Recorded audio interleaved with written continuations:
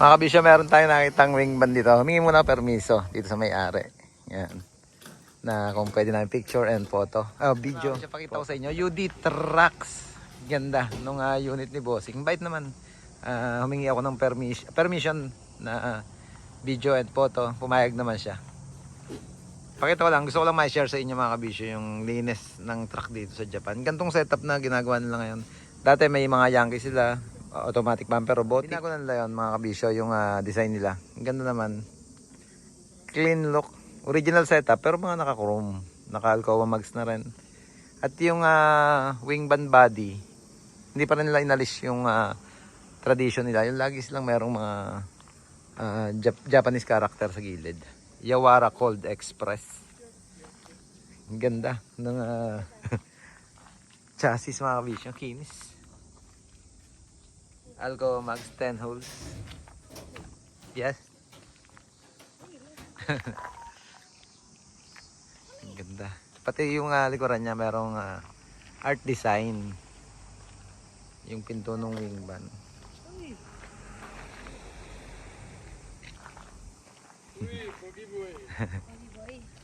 Okay na siya. Start na. Alis na. Wait natin.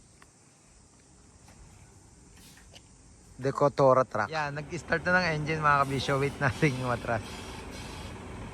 Airbag.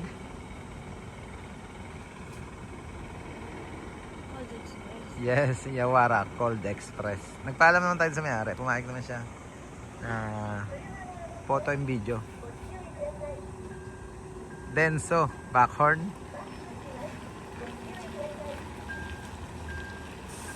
Grabe itong truck na ito. UD Trucks 10-wheeler wing van.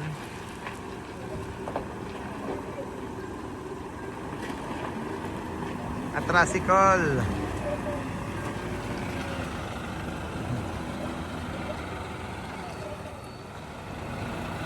Arigato.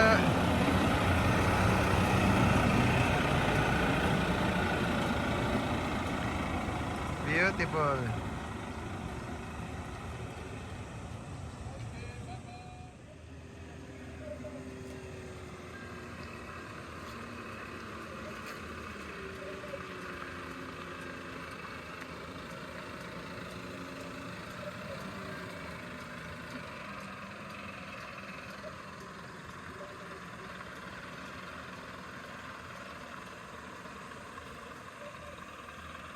Dito sa Ibaraki mga kabisyo, pinakamaraming truck na nakikita namin na ganyang kagaganda.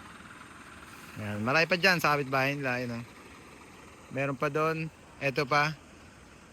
At yung bus sa gilid, yung Ohuchi Line Express. Yeah boy.